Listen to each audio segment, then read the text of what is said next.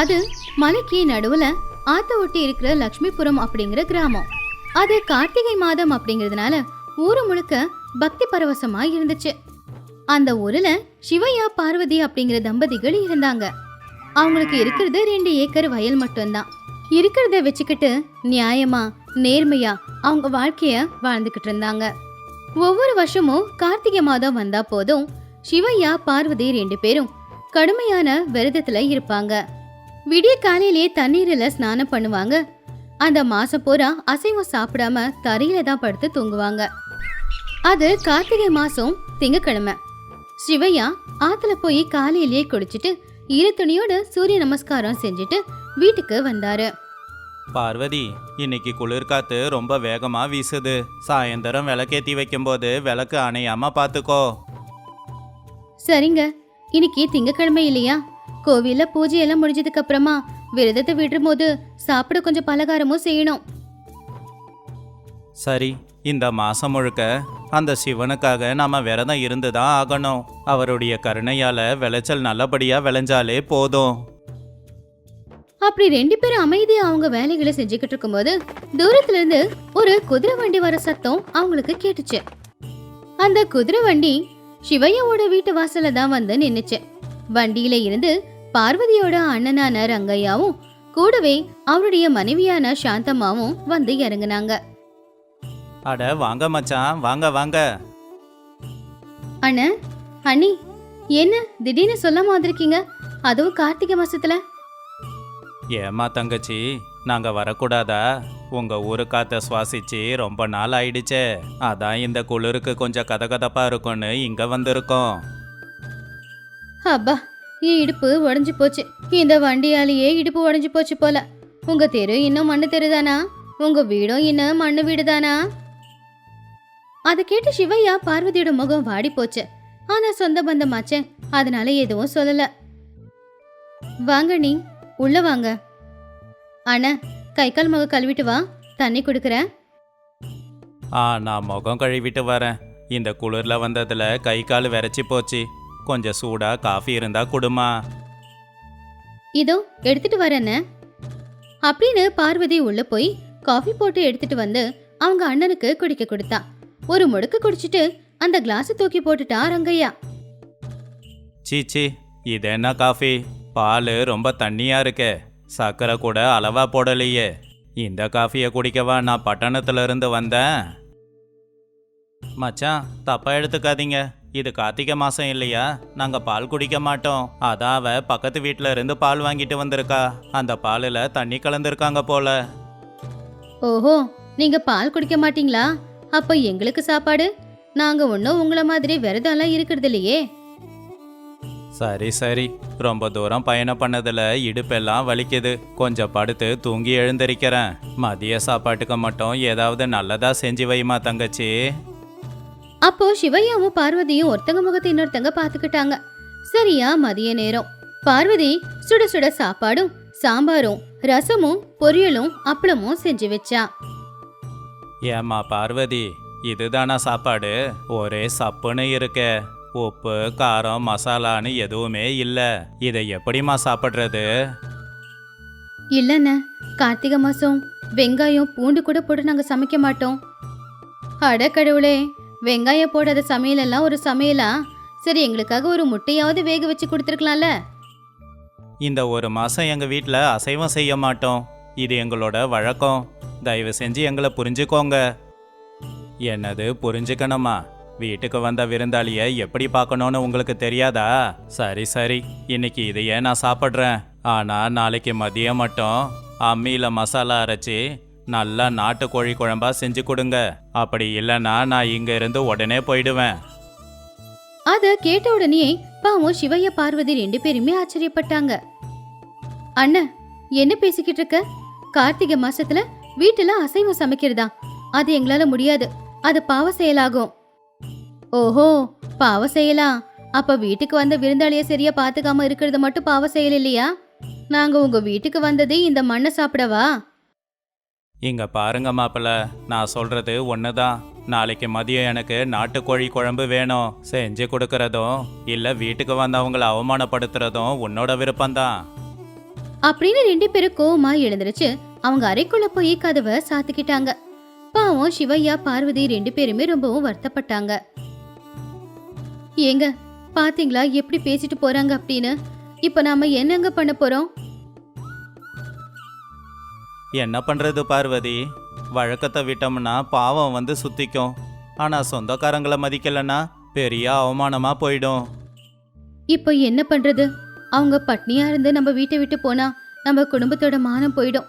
ஊர் முழுக்க போய் ஏதாவது ஒண்ணு சொல்லி வச்சிடுவாங்க. கவலைப்படாத, கடவுள் நம்மள சோதிக்கிறான் போல இருக்கு. அவங்க என்ன கேட்டாங்க? கோழி குழம்ப நாளைக்கு மதியம் சமைச்சு கொடுக்கணும், அவ்வளவுதானே? சரி, செஞ்சு கொடுக்கலாம். என்னங்க என்ன சொல்றீங்க நீங்க? அப்போ நம்ம விரதம்? விரதத்தை நாம கடைபிடிக்கலாம், அவங்க ஏன் கடைபிடிக்கணும்? நான் போய் பூசாரி கிட்ட இதை பத்தி ஒரு வார்த்தை என்னன்னு பேசிட்டு வரேன். நீ இதை பத்தி நினைச்சு கவலைப்படாத. அப்படின்னு சொல்லி சிவையா அவங்க ஊர்ல இருக்கிற ராமர் கோவில் பூசாரிய பாக்குறதுக்காக போனாரு. அந்த பூசாரி வேற பூசாரி மட்டும் இல்ல, அவருக்கு நிறைய விஷயங்கள் தெரியும். அப்ப சிவையா அவங்க வீட்டுக்கு வந்திருக்கிற பிரச்சனைய கோவில் பூசாரி கிட்ட சொன்னாரு. அப்படிங்களா? இதுதான் விஷயமா? விரதத்தையும் விட முடியாம, வந்திருக்கிற சொந்தத்துக்கு அசைவமும் செஞ்சு போட முடியாம கஷ்டப்பட்டுக்கிட்டு இருக்கியா?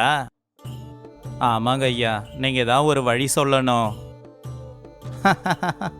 இந்த பிரச்சனைக்கு போய் எதுக்கு சிவையா இவ்வளோ கவலை? அவங்க என்ன கேட்குறாங்க? கோழிக்கறி குழம்பு தானே? இந்த கோழிக்கறி குழம்ப கொடுக்கலாம், ஆனா சாதாரண கோழிக்கறி குழம்ப கொடுத்தா எப்படி? இது கார்த்திகை மாசமாச்சே, கார்த்திகை மாசத்துல கிடைக்கிற கோழி குழம்பையே கொடுக்கலாம். கார்த்திகை மாச கோழியா? அது எங்க இருந்து கிடைக்கும் சாமி? நம்ம ஊர் சந்தையில லிங்கையா இருக்கானே, தெரியுமா? அவங்கிட்ட இந்த மாதிரி கோழிங்க நிறைய இருக்கும். அவங்கிட்ட நான் செய்தியை சொல்லி விடுறேன். நீ நாளைக்கு காலையில உன் மச்சானையும் கூட்டிக்கிட்டு நேரா லிங்கையா கடைக்கு போ. அங்க உன் மச்சானுக்கு எந்த கோழியை பிடிச்சிருக்கோ அதை அவரையே எடுக்க சொல்லு. மற்றது எல்லாத்தையும் அந்த லிங்கையாவும் நம்ம கடவுளும் பார்த்துப்பாங்க. சிவையாவுக்கு பூசாரி என்ன சொல்றாரோ அந்த வார்த்தைக்குள்ள இருக்கிற உள்ளார்த்தம் தெரியல. ஆனாலும் பூசாரி சொல்றாரே அப்படின்னு சொல்லி அவனும் வீட்டுக்கு வந்துட்டான். வீட்டுக்கு வந்து ரங்கையா கிட்ட, மச்சான், ஏதோ விரதம் இருக்கு அப்படின்னு தான் செய்ய முடியாதுன்னு சொன்னோம். ஆனா வீட்டுக்கு வந்த விருந்தாளிங்களை பட்டினி போடுற பழக்கம் எங்களுக்கு இல்லை. அதனால தப்பா எடுத்துக்காதீங்க. நீங்க கேட்ட கோழி குழம்ப நாங்க இப்பவே செஞ்சு போடுறோம். வாங்க, சந்தைக்கு போய் ஒரு நல்ல நாட்டுக்கோழியா வாங்கிட்டு வரலாம். அத கேட்ட உடனே ரங்கையா சாந்தம்மாவோட முகத்துல ஒரு சந்தோஷம். இப்படி வாடா வலிக்கு அப்படின்னு நினைச்சுக்கிட்டாங்க. அப்படி வாங்க மாப்பிள்ள வழிக்கு. சரி சரி, வாங்க, நல்ல கோழியா பார்த்து வாங்கணும். அப்படி அடுத்த நாள் காலையில ரங்கையா சிவையா 2 பேரும் கோழி வாங்கிட்டு வர சந்தைக்கு போனாங்க. இந்த பக்கம் வீட்ல சாந்தம்மா கோழி குழம்புக்கு மசாலா எப்படி அரைக்கணும் அப்படின்னு சொல்லிக்கிட்டு இருந்தா.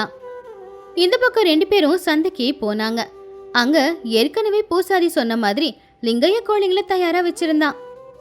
லிங்கையா, என்னோட மச்சானுக்கு ஒரு நல்ல நாட்டுக்கோழியா வேணுமா? ஓ, வாங்க வாங்க ஐயா, உங்களுக்காக தான் காத்துக்கிட்டு இருக்கேன். கார்த்திகை மாசத்துல இந்த கோழியை சமைச்சு சாப்பிட்டா ரொம்ப விசேஷங்க அப்படின்னு லிங்கையா ஒரு கூண்டுல இருந்த கோழிங்களை காட்டினான். அந்த கோழிங்களை பார்த்த உடனே ரங்கையோட முகம் வாடி போச்சு. ஏன்பா தம்பி, இதுங்கெல்லாம் கோழியா இல்ல காக்காவா? இதுங்க ஏன்பா இவ்வளோ மெலிஞ்சு போயிருக்கு? அதோட கண்ணை பாரு, எவ்வளவு உள்ள போயிருக்கு. அட என்னங்க ஐயா, உங்களுக்கு விஷயம் தெரியாதா? கார்த்திகை மாசத்துல கோழிங்க கூட விரதம் இருக்குங்க. அதனால தான் இப்படி மெலிஞ்சு போயிருக்கு. நாங்க எவ்வளவு தீனி போட்டாலும் சாப்பிடாதுங்க. ஆனா ருசி மட்டும் ரொம்ப நல்லா இருக்கும். சமைச்சு சாப்பிட்டு பாருங்க, அப்ப அந்த ருசி தெரியும். ஏன்பா, இது பார்க்க இப்படி இருக்கு, கொஞ்சம் கூட நல்லா இல்லையேப்பா. எலும்பு மட்டும்தான் இருக்கு, கறியே இருக்காது. இதை எப்படிப்பா சமைக்கிறது? பரவாயில்ல மச்சான், குளிரில் ஒடுங்கி போயிருக்கும். வீட்டுக்கு போய் சுடு தண்ணியில் போட்டோம்னா தானா பெருசாயிடும். எதுக்கு இந்த சீக்கு வந்த கோழியை சாப்பிட்டு எனக்கு உடம்பு முடியாமல் போகவா? உங்கள் ஊருக்கு வந்த நேரமே சரியில்லை, எனக்கு இந்த கோழி வேணாம். அப்படின்னா சரிங்க மச்சான். சரி சரி மாப்பிள்ள, அப்படியே விட்டுடாதீங்க. கோழி வேண்டாம், மீன் கிடைக்கும் இல்ல, மீன் குழம்பு வைக்கலாம். ம், சரிங்க மச்சான். நம்ம ராமு இருக்கான், அவங்கிட்ட நல்ல மீனுங்க கிடைக்கும், போய் வாங்கலாம் வாங்க. 2 பேருமே ஆத்தங்கரையோரமா மீன் வித்துக்கிட்டு இருக்கிற ராமு கிட்ட போனாங்க. ராமுவும் அந்த பூசாரியோட ஆளுதான். அவன் ஏற்கனவே தயாரா தான் இருந்தான். ராமு, என் மச்சானுக்காக நல்ல மீனா எடுத்து காட்டுப்பா.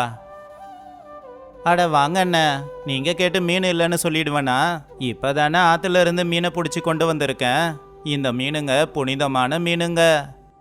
புனிதமான மீனா? என்னப்பா அது? ஆமாங்க ஐயா, கார்த்திகை மாசத்துல எல்லாரும் ஆத்துல விளக்கு விடுவாங்க இல்லையா? அந்த விளக்குல இருக்கிற எண்ணெய் திரி, ஏன் அந்த விளக்கே மண்ணு தானே, எல்லாமே இந்த தண்ணியில தானே கலக்குது. அந்த தண்ணியில வளர்ந்த மீனுங்க ரொம்ப புனிதமான மீனுங்க தானங்க ஐயா. ரங்கையா அத சந்தேகமா பார்த்தான். நம்பிக்கை இல்லையா? இதோ இந்த மீனை வெட்டி பாருங்க அப்படின்னு ஒரு பெரிய மீனை வெட்டி காட்டினான். அதோட வயித்துல இருந்து எண்ணெய் பிசுக்கு கருப்பா ஏதோ வெளியில வந்துச்சு. சீச்சி, என்னய்யா இது? மீனோட வயித்துல இருந்து எண்ணெய் பிசுக்கு இப்படி வெளியில வருது? அதைத்தாங்க நான் சொன்னேன், இது புனிதமான மீனுங்க, இதுக்குள்ள எண்ணெய் தான் இருக்கும். இந்த எண்ணெய் நம்ம வயிற்றுக்குள்ள போச்சுன்னா அது ரொம்ப நல்லதுங்க. ரங்கையாவுக்கு வாந்தி வர மாதிரி ஆயிடுச்சு. சீச்சி, இதை நிப்பாட்டுங்கடா. எண்ணெய் குடிச்சிருக்கிற மீனையும் சீக்கு வந்த கோழியுமா விற்கிறீங்க உங்க ஊர்ல? என்ன மனுஷங்கடா நீங்க? என்ன மச்சான் இது? இந்த மாசத்துல இதெல்லாம் தான் விற்பாங்க. ஜனங்களாம் எவ்வளோ ஆர்வமா வாங்கி சாப்பிட்றாங்க, வேணான்னு சொல்றீங்களே மச்சான். எனக்கு இதெல்லாம் வேணாம்ப்பா, ஏதோ என்னை ஏமாத்துற வேலையா தெரியுது. எனக்கு இதெல்லாம் தேவையில்லை. சாந்தாம்மா வா, முதல்ல நம்ம ஊருக்கு போகலாம். ஒரு நொடி கூட இந்த ஊர்ல இருக்கக்கூடாது. ஆமாங்க, வாங்க போலாம். என் துணியெல்லாம் எடுத்துட்டு வந்துடுறேன். அப்படி 1/2 மணி நேரத்துல ரங்கையா சாந்தம்மா 2 பேரும் யாருக்கிட்டயே சொல்லாம கொள்ளாம அவங்க குதிரை வண்டி ஏறி அவங்க ஊருக்கே போயிட்டாங்க. அவங்க வண்டி மறைஞ்ச உடனே சிவையா பார்வதி 2 பேரும் சத்தமா சிரிச்சாங்க. பாவம் அண்ணன் இந்த தடவை வந்து வயிறார சாப்பிடாமையே ஓடி போயிட்டாரு. எல்லாத்துக்கும் பூசாரிக்கு தான் நன்றி சொல்லணும். அவரால் தான் இந்த தடவை நம்ம விரதம் கெடல. அன்னைக்கு சாயந்தர நேரம் துளசி மாடத்துக்கு பூஜை பண்ணி பார்வதி சிவையா கிட்ட, சும்மா சொல்லக்கூடாது, அந்த லிங்கையாவும் ராமுவும் நல்லா தான் நடிச்சாங்கல்ல. ஆமா பார்வதி, வீட்டுக்கு வந்த விருந்தாளிங்க தெய்வத்துக்கு சமந்தான். ஆனா அவங்களுக்காக நம்ம வீட்டு வழக்கத்தை விட்டு கொடுக்க கூடாது அப்படின்னு சொல்லி 2 பேருமே சந்தோஷப்பட்டாங்க. ஒரு காலத்துல ராமச்சந்திராபுரம் அப்படிங்கிற ஊர்ல ஜனங்க எல்லாரும் விவசாயத்தை நம்பிதான் வாழ்க்கைய வாழ்ந்துட்டு இருந்தாங்க. அதே ஊர்ல தான் ராமையா அப்படிங்கிற ஒருத்தர் இருந்தாரு. ராமையாவுக்கு சங்கர் மோகன் அப்படிங்கிற 2 பிள்ளைங்க இருந்தாங்க. இப்படியே நாட்களும் போய்கிட்டு இருந்துச்சு. ஒரு நாள் ராமையா அவருடைய நண்பனான சுப்பையாவோட வீட்டுக்கு போய் இப்படி சொன்னாரு. டே சுப்பையா, பெரியவனுக்கு ஒரு நல்ல பொண்ணா பார்த்து கட்டி வைக்கலான்னு முடிவு பண்ணியிருக்கேன். அவனுக்கு ஏத்த மாதிரி எதுனா நல்ல பொண்ணா இருந்தா கொஞ்சம் பார்த்து சொல்லுடா. இங்க பாரு ராமையா, இப்பெல்லாம் பெத்தவங்க விவசாயம் செய்யற பிள்ளைங்களுக்கு அவங்க பொண்ணுங்களை கட்டி கொடுக்க முன் வர மாட்டேங்கிறாங்க. எவன் ஒருத்தன் நல்ல வேலையில இருக்கானோ அவனுக்கு தான் பொண்ணு கொடுக்க விரும்புறாங்க. அதுலயும் உன் புள்ள ரொம்ப அப்பாவி. அப்படிப்பட்டவனுக்கு யாரு பொண்ணு கொடுக்க வருவாங்க சொல்லு? டே, நீயே இப்படி சொன்னா எப்படிடா?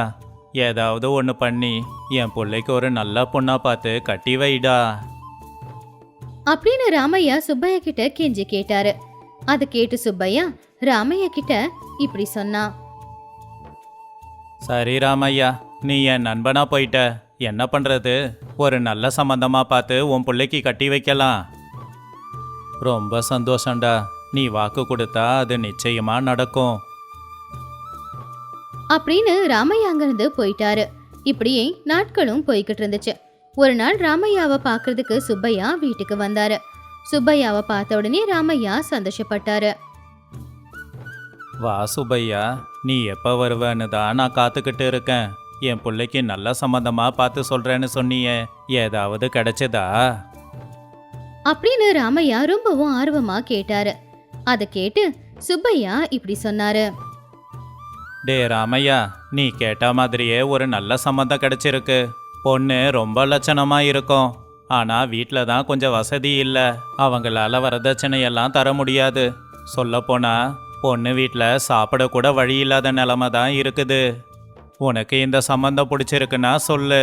நான் அவங்க கிட்ட பேசி உன் பிள்ளைக்கு அந்த பொண்ணை கட்டி வைக்கிறேன். டே சுப்பையா, எதுவுமே இல்லைனாலும் போகிறதுக்குள்ள என் பிள்ளைங்களுக்கு கல்யாணம் பண்ணணும்னு ஆசைப்படுறேன். அதனால அந்த பொண்ணுக்கிட்ட பேசிடு. வசதி இல்லைனாலும் பரவாயில்ல, என் வீட்டு மருமகளா ஏத்துக்கிறேன் அப்படின்னு ராமையா சொன்னாரு. இப்படியே சில நாட்களும் போச்சு. சுப்பையா பொண்ணோட அம்மா அப்பா கிட்ட போய் பேசி உங்க பொண்ண என் நண்பனோட வீட்டுல நல்லபடியா பாத்துப்பாங்கன்னு சொல்லி அவங்கள நம்ப வச்சு ராமையாவோட புள்ள சங்கருக்கும் லக்ஷ்மிக்கும் கல்யாணம் பண்ணி வச்சாங்க. ராமையா புள்ள மருமக கூட சந்தோஷமா வாழ்க்கைய வாழ்ந்துகிட்டு இருந்தாரு. இப்படியே நாட்களும் போய்கிட்டு இருந்துச்சு. ராமையாவோட 2வது புள்ள மோகனுக்கும் இப்ப கல்யாண வயசு வந்துருச்சு. மோகன் நல்ல படிச்ச பையன் அப்படிங்கறதுனால ரொம்பவும் அழகான பணக்கார வீட்டு பொண்ணான காவியாவை அவனுக்கு கட்டி வச்சாரு. கல்யாணம் நல்லபடியா நடந்து முடிஞ்சது. இப்படியே நாட்களும் போய்கிட்டு இருந்துச்சு. ஒரு நாள் ராமையா அவருடைய மருமகளான லக்ஷ்மி கிட்ட போய் இப்படி சொன்னாரு. அம்மாடி லக்ஷ்மி, உன் புருஷன் ரொம்ப அப்பாவிமா. அவனுக்கு எதுவும் தெரியாது.